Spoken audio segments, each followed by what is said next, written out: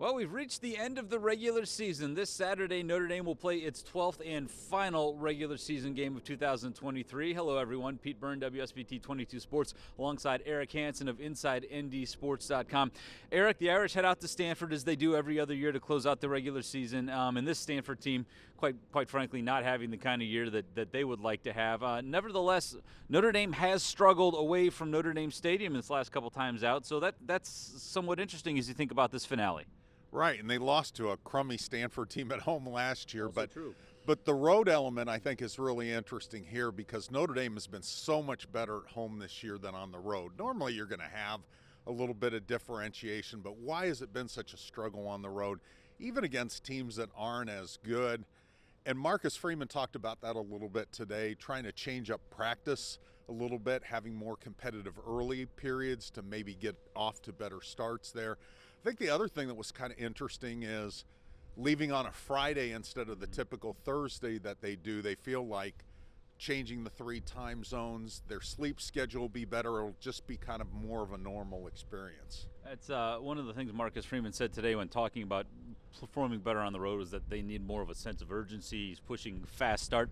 It's a narrative we heard him say at points last season, if you recall, when they weren't playing so well in the first half of the season.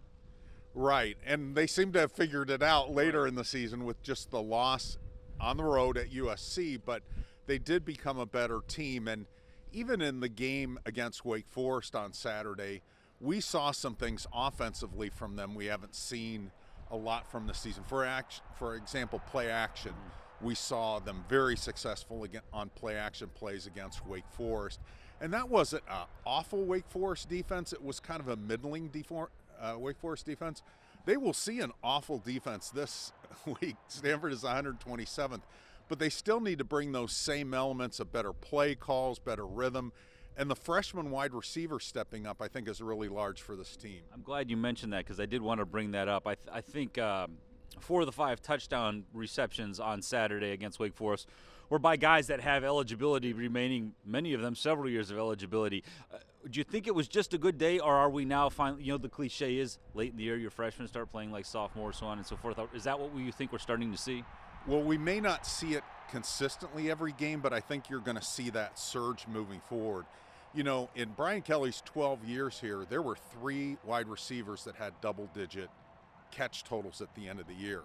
This team alone has 3 freshmen have double-digit catch totals. Rico Flores has more catches this year with 26 than everybody but 4 freshmen and wide receivers in Notre Dame history, the record holder being Michael Floyd, Tim Brown, and a couple of others.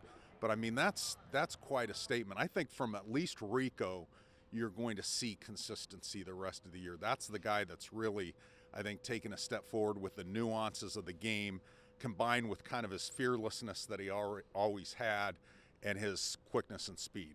Now, everybody always wants to talk about bowl games when you get to this time of the year.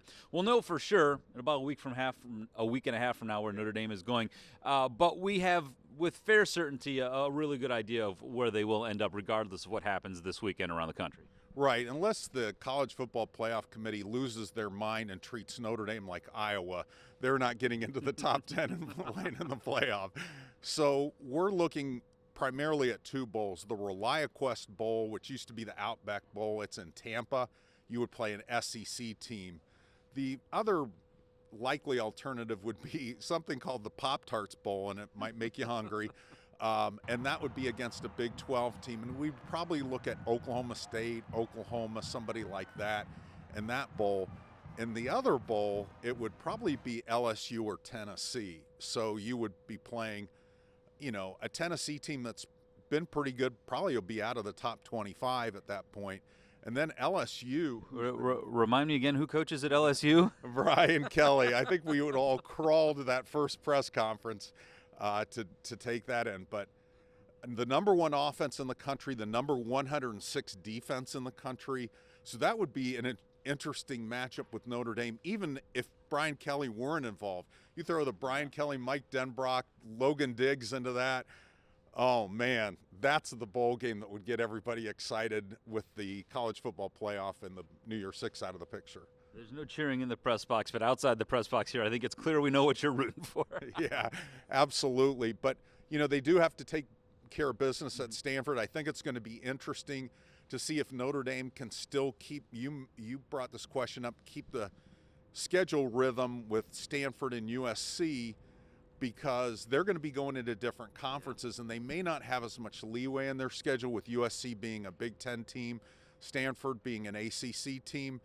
But I know that the desire to continue those series is going to be there, and I think it works out well for Notre Dame having one come in October and then finishing your season out on the West Coast. Yeah, and it works well for those opponents too, because those two California schools have no interest in coming here when the weather starts to feel like it does today. Exactly. Florida State has to come next November. That so will be fun.